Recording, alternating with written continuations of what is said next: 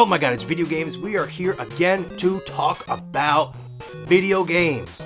And today, we've got some video game pickups, specifically from the wonderful eStarland, which is an awesome video game store here in Northern Virginia. And I guess before we get to these pickups, I took a little bit of footage while I was there. So why don't we check that out real quick? And let's get to it.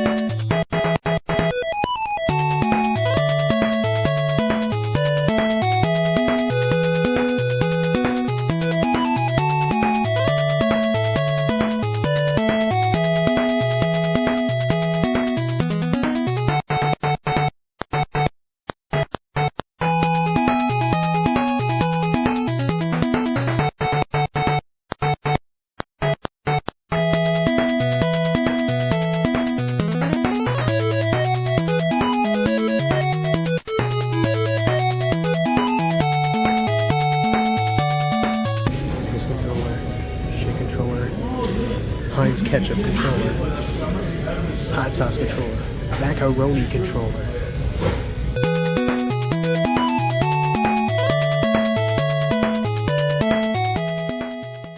Well, there you have it, the wonderful eStarland in Northern Virginia. If you happen to be around these parts, check it out if you haven't been. If you're ever visiting DC or Northern Virginia in general, check it out. It's worth the trip out there. Prices for the most part pretty good. A little steep, but most game stores kind of are. They have a great trade-in system as well. Wonderful selection of stuff. What you didn't see there in the video is they also have like a glass case at the front where they have the more rare and more desirable games. So it's not just tons of commons. There's a bit more to dig into there as well. But anyways, let's get into the pickups. We've got a couple PlayStation games here to start off with. And first off is none other than Soul Blade. Yes, the Soul still blades. This is an early 3D fighter, kind of weapons-based fighter. And I gotta say, I've talked about it a couple times on the channel, referenced it here and there, compared a couple other games to it. And I've gotta say, going back to play this, for this video, it's definitely not the best 3D fighter. It's a little clunky at times and a little floaty here and there, but overall, still a pretty solid fighter. This is, but they definitely locked it in much better. Or the sequel on the Dreamcast, Soul Calibur. This might not be no Soul Calibur, but it's still a pretty decent fighting game at that, with a, well-made move list, very deep. It can get very deep if you wanted to. It could be very surface level also if you wanted to. Graphically, I still think the game holds up pretty well. It's a little rough around the edges of certain parts, but I still think this game looks pretty great on certain stages. Some characters really stick out. But yeah, overall, fun early 3D fighting game. If you have a nostalgic spot for those, or you just have a love of them like I do, certainly worth owning. I was glad to find this there and pick it up, as I did not own a copy of it. Alright, next up we've got another PlayStation game here. This one, a bit of a classic, arcade classic as well. And that is none other than Time Crisis. Now, Time Crisis, much like Soul Blade, not my favorite light gun game on the PlayStation 1. Probably not even my favorite from Namco, as they had quite an amazing lineup of light gun games, some of which I've covered on this channel. But, that being said, you can't go wrong with Time Crisis. Still an extremely fun, action-packed light gun game. You can't go wrong, having duck down in cover and then come out and shoot guys as fast as possible, be a real gunslinger, and try to clear areas as fast as possible to keep your time going and extend your time before you run out. You have a literal time crisis. And what's great about this version is that not only does it have the arcade version, but it's also got the special mode, which extends the gameplay even further for you down a handful of other stages.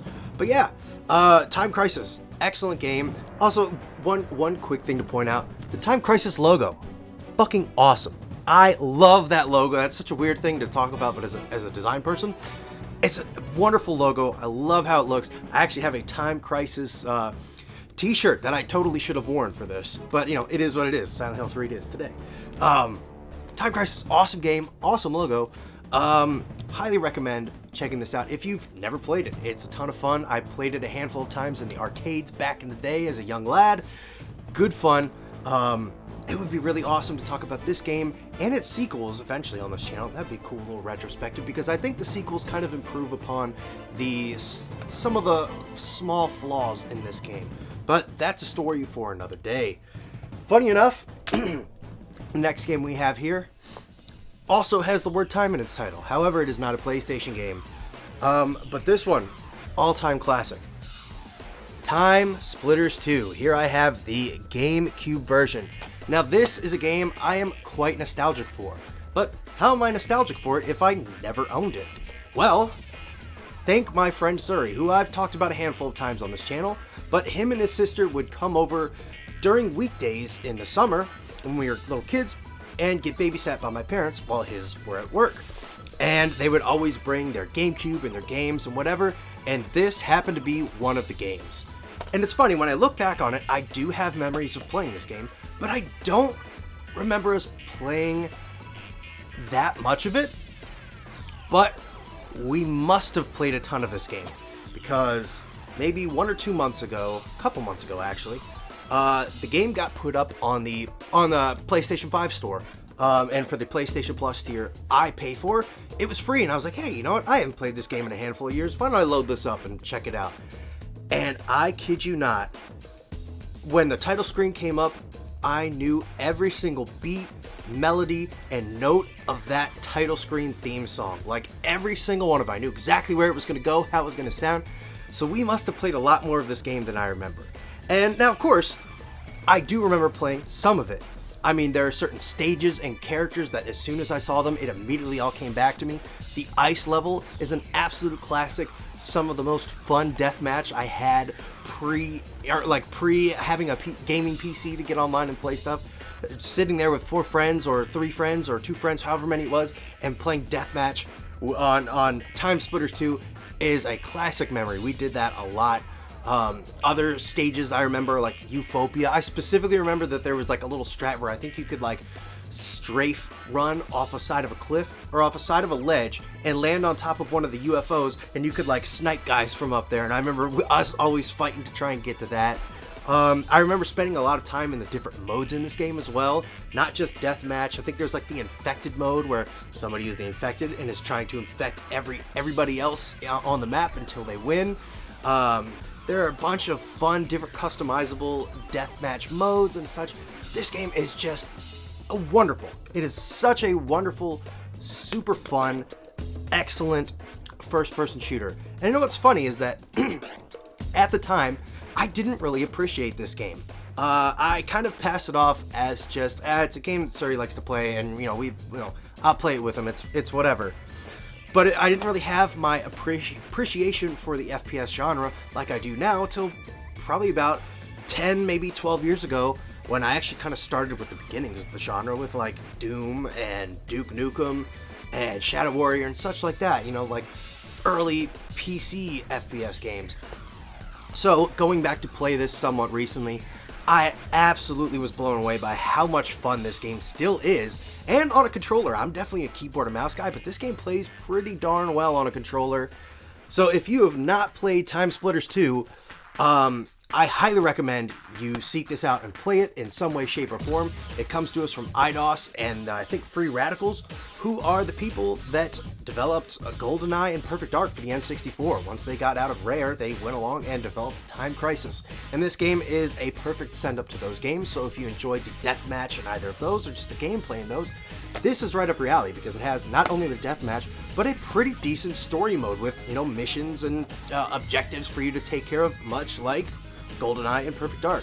So yes, if you have avoided Time Splitters 2 this entire time, pick it up. It's still a ton of fun to play today, and it's such a shame that we will most likely not get a sequel to this. I know there was one that was going to come out, or that was getting worked on a couple years ago, and of course, the video game industry being what it is today, a giant mess. The studio unfortunately got closed down and it didn't get to happen, but at least we still have Time Splitters 2, and you should 100% play this. This game is awesome. Now that is the last video game I picked up. However, we got a little something extra. And that's none other than a Nintendo Power. And this is the July 98 issue of Nintendo Power. And we've got Stone Cold and The Undertaker on the cover here. Already, I love me some wrestling, y'all know that. So I was super into that. Oh my god, look at the back of this. The Game Boy camera is on the back of this. The Game Boy camera gets a lot of love nowadays as a wonderfully weird experiment. And then on the inside, you get a handful of other things, including like 7-page spread on literally the greatest RPG that's ever been made. Everybody's favorite. There's nothing ever been as good as this since or before. Quest 64. Yeah, how can you not love Quest 64? What a piece of crap that is actually kind of fun and janky and weird, and we love it. You gotta love it. There's some Mortal Kombat 4 on here according to the front cover. We got some Banjo-Kazooie 2, some Banjo-Tooie. Of course, the front cover is WWF, and that's for Warzone, which is one of those terrible Acclaim games. God, that game is really bad. Definitely not worth playing. 100% just play the Aki Engine games or the SmackDown games. But, you know, it's kind of fun to see some of the stuff from Warzone in here. Yeah, but that game and its sequels or prequels, I can't remember how many there were. Terrible. Terrible games. Oh, we've got some F-Zero. Some F-Zero GX? Or is it just F-Zero X? We got some F-Zero X in here as well. A couple pages on that, as well as the Mortal Kombat stuff. And what I thought was pretty cool is that on top of that, there's also some stuff way in the back here about the early build of Conker's Bad Fur Day when it was originally known as Conker and the 12 Tails. There's a little article about it with a screenshot. And then, of course, Nintendo Power always had the posters. And how could you not love the poster for this one? This was really what sold me on getting this. It's a poster for Buck Bumble on the N64, which is honestly a terrible 3D like shooter. You're trying to be a Star Fox 64 and failing miserably. It's not a very good game. However, it is probably best remembered for its frankly kind of awesome and hysterical soundtrack, which is a lot of like drum and bass and jungle with a bunch of crazy lyrics thrown on top of it. It's interesting. It's very 90s, but if you like drum and bass and jungle, it's kind of cool to go back and listen to it. So go in and listen to the Buck Bumble soundtrack. You will most likely be hearing the ridiculous title theme playing right now during this video, which is great. Buck Bumble. Anyways, that's going to do it for our pickups here today. We got some awesome games. We got some magazines. We got some PlayStation gems. We got video games. That's right. These things behind me, the video games, we got them. And we got even more of them. Anyways, I will see you all next time. Take it easy. I'll see you in the next one. Hey, thanks for watching. If you like this episode, consider checking out these other videos right here, or even subscribing. Also, if you'd like to throw me a couple of bucks, you can support the show on Patreon.